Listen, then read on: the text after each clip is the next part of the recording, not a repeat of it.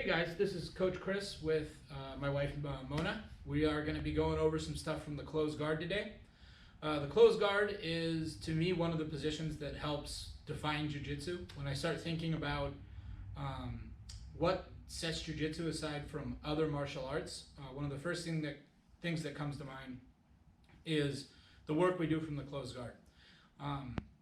It's a great defensive position, but it's also a great position once you learn how it works to be able to deploy some offense. So first I'm going to start with just going over a couple of good concepts, some things that I think people generally do that are mistakes or that aren't correct, and how we actually would use this position effectively. So my partner is going to be inside my guard. What helps define the guard is the fact that I have use of all four of my limbs, my arms and my legs. That's my advantage down here. Two of her limbs have to hold her up.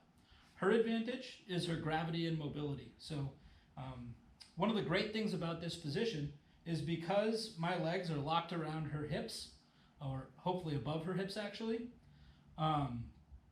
she doesn't have mobility anymore. I took one of her big advantages away. She only has gravity right now. She has to break my legs open in order for her to gain her mobility back. And we're going to take advantage of that. Second of all, I want my hips, ideally, to be above her hips. Right now, she's working against my weight. You see how that pulled her shoulders forward a little bit? It's putting a little bit of stress on her, so I'll actually let her go for a second.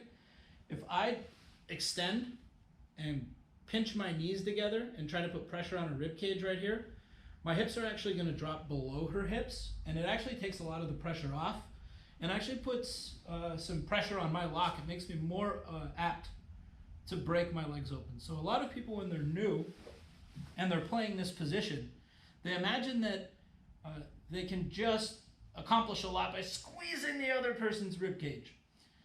If you're going against someone else that isn't used to being in this position, that can be quite uncomfortable, but it isn't really going to be effective against anyone who has a meaningful amount of grappling. So what I actually want to do is get my hips up a little high if I can, and I want to draw my knees in towards me ever so slightly. That's going to take a lot of pressure off my lock behind her. So I have shorter legs, but it makes it easier for me to not have stress put on my legs and feel like I have to open them. I like to think of closed guard more as close guard. This also breaks her posture down a little bit. That's one of the big battles in the closed guard. She wants to have a nice strong back. See how she's at a 90-degree angle with the mat? If I try to pull her down right now, I'm quite a bit bigger than Mona is. It doesn't matter how hard that I pull, I'm not going to be able to pull her down.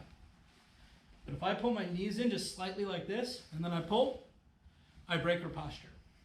I'm not going to be able to get any of the attacks that we have going on today. I'm going to show you guys armbar, and I'm going to show you scissor sweep. Neither of those work very well if I don't break down her posture first. So one of the first things I want to do, get my hips above her hips. Second thing I want to do is slightly draw her forward. That also breaks the line she has in her elbows right here. She wants to have what we call frames. Nice, solid supports. Good pieces of structure.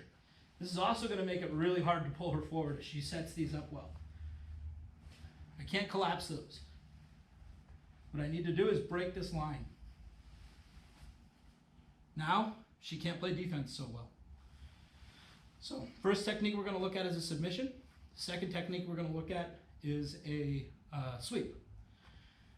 Sweeps help me change position. If I have my choice, I want to be on top, not on the bottom. I want to have gravity helping me. So we're going to look at how to submit someone and then how to reverse the top position. There's a lot of other concepts that are important in the guard, but that's just a brief overview. We'll move towards the armbar.